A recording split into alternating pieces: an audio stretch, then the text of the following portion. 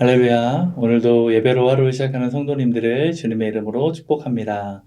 찬송가 161장 할렐루야 우리 예수 부르면서 9월 5일 새벽 예배를 시작하겠습니다.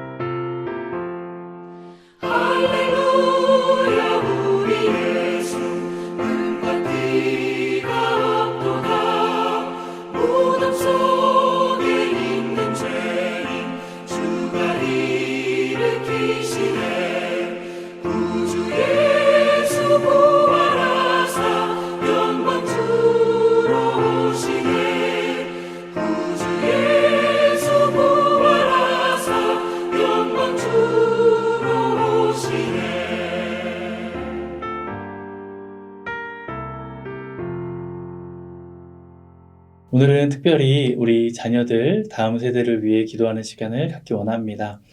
우리 자녀들이 참된 예배자가 되게 하소서. 믿음의 선배들, 부모의 신앙을 본받아 세상 그 무엇보다 하나님을 사랑하는 자녀들이 되게 하소서.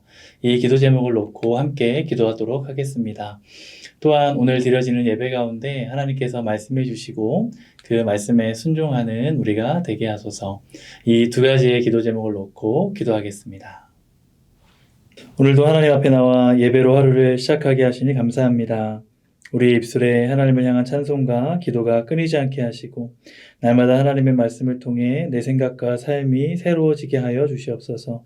특별히 우리의 자녀들, 다음 세대를 위해 기도합니다. 우리가 하나님의 말씀을 자녀들에게 끊임없이 가르침으로 우리의 신앙이 다음 세대까지 잘 전해지게 하여 주시옵소서. 그래서 그들이 진리이신 하나님의 말씀을 따르며 부활의 증인으로 살게 하여 주시옵소서. 예수님의 이름으로 기도드립니다. 오늘 우리에게 주시는 하나님의 말씀은 사도행전 2장 22절부터 36절까지입니다. 하나님의 말씀을 함께 읽겠습니다. 이스라엘 사람들아 이 말을 들으라. 너희도 아는 바와 같이 하나님께서 나사렛 예수로 큰 권능과 기사와 표적을 너희 가운데서 베푸사 너희 앞에서 그를 증언하셨느니라. 그가 하나님께서 정하신 뜻과 미리 아신 대로 내준 바 되었거늘 너희가 법 없는 자들의 손을 빌려 못 박아 죽였으나 하나님께서 그를 사망의 고통에서 풀어 살리셨으니 이는 그가 사망에 매여 있을 수 없었음이라. 다윗이 그를 가리켜 이르되 내가 항상 내 앞에 계신 주를 배웠으며 나로 요동하지 않게 하기 위하여 그가 내 우편에 계시도다. 그러므로 내 마음이 기뻐하였고 내 혀도 즐거워하였으며 육체도 희망에 거하리니 이는 내 영혼을 음부에 버리지 아니하시며 주의 거룩한 자로 썩음을 당하지 않게 하실 것이미로다. 주께서 생명의 길을 내게 보이셨으니 주 앞에서 내게 기쁨이 충만하게 하시리로다 하였으므로 형제들아 내가 조상 다윗에 대하여 담대히 말할 수 있노니 다윗이 죽어 장사되어 그 묘가 오늘까지 우리 중에 있도다. 그는 선지자라 하나님이 이미 맹세하사 그 자손 중에서 한 사람을 그 위에 앉게 하리라 하심을 알고 미리 본고로 그리스도의 부활을 말하되 그가 음부에 버림이 되지 않고 그의 육신이 썩음을 당하지 아니하시리라 하더니 이 예수를 하나님이 살리신지라 우리가 다 이 일의 증인이로다. 하나님이 오른손으로 예수를 높이심에 그가 약속하신 성령을 아버지께 받아서 너희가 보고 듣는 이것을 부어주셨느니라.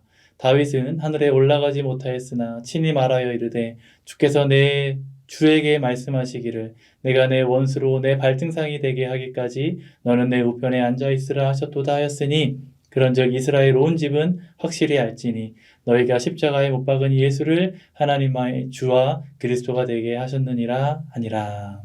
아멘. 네, 사도행전 2장 14절부터 베드로의 오순절 설교가 시작되는데 어제는 21절까지의 말씀을 함께 나누었습니다. 오늘은 2장 22절부터 시작되는 베드로의 오순절 설교 후반부를 함께 살펴보도록 하겠습니다. 본문은 이렇게 시작합니다. 이스라엘 사람들아 이 말을 들으라. 지금 베드로의 설교를 듣고 있는 사람들은 마음이 열린 사람들이 아니었습니다. 베드로의 설교를 통해 은혜 받고 깨달음을 얻기 위해 온 사람들이 아닙니다. 그들은 베드로의 설교를 듣고 뭔가 비난할 거리를 찾고 있는 사람들이었습니다. 그런데 베드로는 그들을 향해 이스라엘 사람들아 이 말을 들으라 라고 담대하게 외치고 있는 것입니다. 여러분은 언제 사람들 앞에서 담대하게 이야기를 하십니까? 크게 두 가지 경우인 것 같습니다. 내가 확실히 알고 믿는 것에 대해서 이야기할 때 담대할 수 있습니다. 또한 한 가지는 내가 확실히 본 것에 대해서 말할 때 담대할 수 있습니다.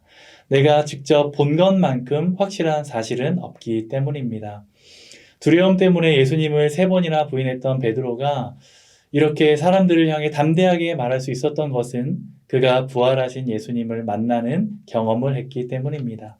그 경험을 통해 그동안 예수님께 들었던 말씀들이 다시금 재해석되고 하나님이 예수님을 통해 구원을 이루어 가시는 과정을 이해하게 되었습니다. 그리고 이제 확신과 담대함을 가지고 선포할 수 있게 된 것입니다.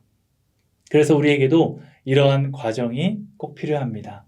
매일 말씀을 읽고 묵상하며 하나님을 알아가고 삶에서 살아계신 주님을 만나는 경험을 통해 믿음의 확신을 갖게 되며 세상에 나가 담대하게 예수 그리스도를 증거하게 되는 놀라운 일들이 저와 여러분에게도 일어나기를 간절히 바랍니다. 베드로는 계속해서 말합니다. 너희도 아는 바와 같이 나만 아는 것이 아니라 이것은 너희도 다 아는 사실이다. 이런 표현입니다. 예수님께서 하신 일들을 나도 알고 너희도 보아서 알고 있지 않냐? 이것은 감출 수 없는 진실이다 라고 베드로는 선언하고 있습니다. 그러면서 베드로는 하나님께서 나사렛 예수로 큰 권능과 기사와 표적을 너희 가운데서 베푸셨다고 말합니다. 예수님께서 베푸신 모든 일들, 예수님께서 행하신 놀라운 일들은 하나님께서 하신 일이라는 것입니다. 하나님께서 예수님을 통해 이루신 일들이라고 설명합니다.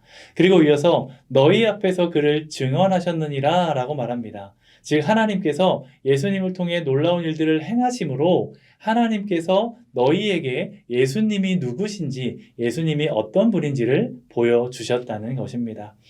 23절에서 베드로는 예수님의 죽으심을 하나님의 계획과 뜻 안에서 일어난 사건으로 해석합니다.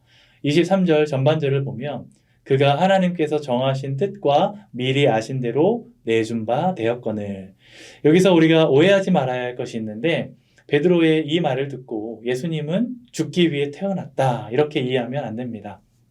베드로의 말은 예수님의 죽으심의 의미를 나는 잘 몰랐는데 예수 그리스도가 부활하시고 우리와 함께 하시고 승천하신 이 사건을 경험하면서 깨닫게 된 것이 뭐냐면 그리스도의 죽음이라는 것이 하나님의 큰 구원의 섭리 속에 있었구나. 하나님의 크신 계획과 뜻 안에서 이루어진 일이구나. 이것을 알게 되었다는 것입니다.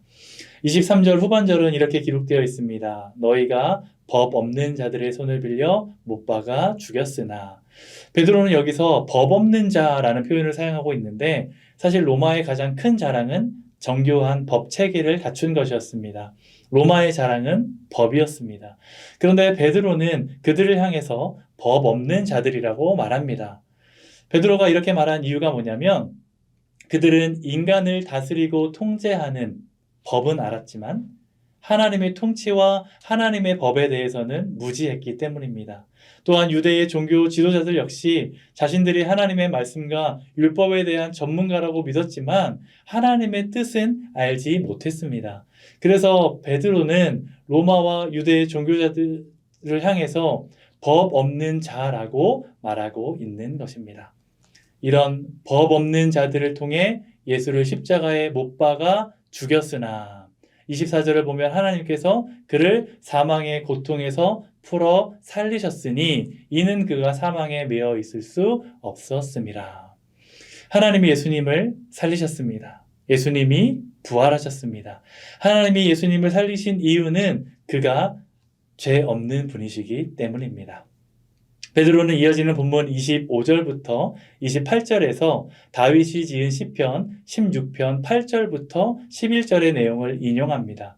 베드로가 이 시편을 인용한 이유는 예수님의 메시아 되심을 밝히면서 예수님의 죽으심이 결코 우연히 일어난 것이 아니라 이미 오래전 다윗을 통해 예언되었듯이 하나님의 뜻 가운데서 이루어졌음을 밝히기 위함입니다. 당시까지 구약 성경을 읽는 사람들은 시편 16편을 단지 다윗에게만 적용했을 것입니다. 그러나 베드로는 이제 그것이 메시아에 대한 예언임을 증명합니다. 시편 16편 10절에서 다윗은 주께서 내 영혼을 수월에 버리지 아니하시며 주의 거룩한 자를 멸망시키지 않으실 것임에 대한 확신을 드러냅니다. 베드로는 다윗이 주라고 부른 이가 바로 다윗의 후손 예수 그리스도라고 말합니다. 따라서 베드로는 다윗이 하나님을 향해 가졌던 죽음과 부패를 극복할 수 있다는 확신이 예수의 부활을 통해 완전히 성취되었다고 본 것입니다. 하나님의 마음에 합한 왕이었던 다윗이 하나님 앞에서 죽음을 넘어 부활을 확신했던 것처럼 예수님도 죽어서 부패되지 않고 부활할 것을 확신하셨고 마침내 부활하셨다는 것입니다. 본문 32절에서 베드로는 말합니다. 이 예수를 하나님이 살리신지라 우리가 다 이 일의 증인이로다. 다윗이 미리 예언한 메시아 예수를 하나님이 살리셨다. 예수님이 부활하셨다. 그리고 우리가 다 이 일의 증인이다 라고 베드로는 선포합니다. 사랑하는 성도 여러분, 누가 부활의 증인입니까? 저와 여러분이 증인입니다. 우리는 예수님의 부활을 목격했습니다. 성경을 통해 영적인 경험을 통해 예수님이 부활하셨고 지금도 살아 역사하고 계심을 경험하며 살아가고 있습니다. 그런데 우리는 증인으로서의 역할을 잘 감당하고 있습니까? 증인은 자신이 보고 듣고 경험한 것에 대해 말하는 사람입니다. 결코 침묵해서는 안 됩니다. 또한 증인이 되려면 사람들에게 신뢰를 얻어야 합니다. 우리의 말에 힘이 있으려면 우리가 참된 예수님의 증인답게 살아야 한다는 것입니다. 예수님이 부활하신 것처럼 우리에게도 부활 소망이 있고 천국에 대한 확신이 있어야 하는 것입니다.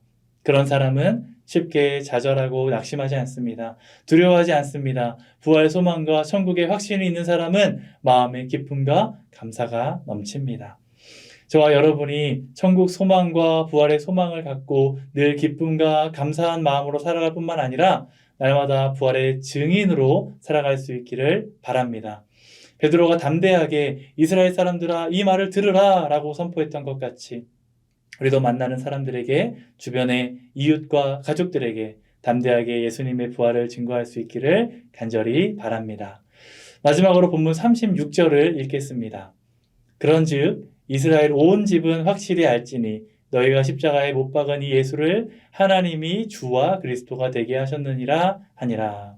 베드로는 이스라엘 온 집을 향해 하나님의 부르심을 받은 신앙 공동체라면 이것을 확실히 알아야 한다고 말합니다. 그것이 무엇입니까? 너희가 십자가에 못 박은 이 예수를 하나님이 주와 그리스도가 되게 하셨다는 것입니다. 주와 그리스도입니다. 베드로는 주라는 단어와 그리스도라는 단어를 구분해서 사용하고 있습니다. 여기서 말하는 주는 헬라어로 키리오스라는 단어인데 주인이라는 뜻입니다. 온 세상을 다스리는 만물의 주인, 만물의 주제라는 의미로 쓰입니다. 또한 그리스도는 헬라어로 크리스토스, 즉 기름 부음 받은 자라는 뜻이고 히브리어로는 메시아입니다.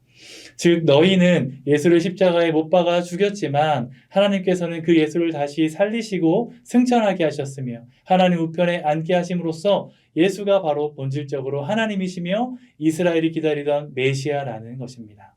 베드로는 우리를 향해 이것을 기억하라고 말하고 있습니다. 말씀을 정리하겠습니다.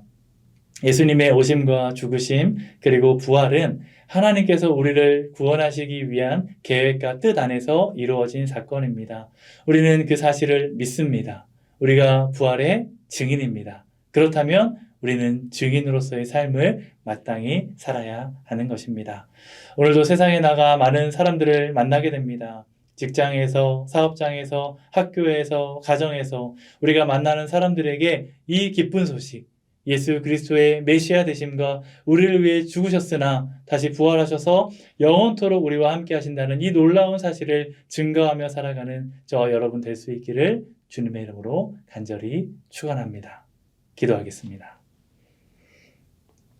하나님의 크신 계획과 뜻 안에서 아들 예수를 이 땅에 보내시고 그의 죽으심과 부활을 통해 우리에게 영원한 생명과 천국 소망을 주심에 감사드립니다.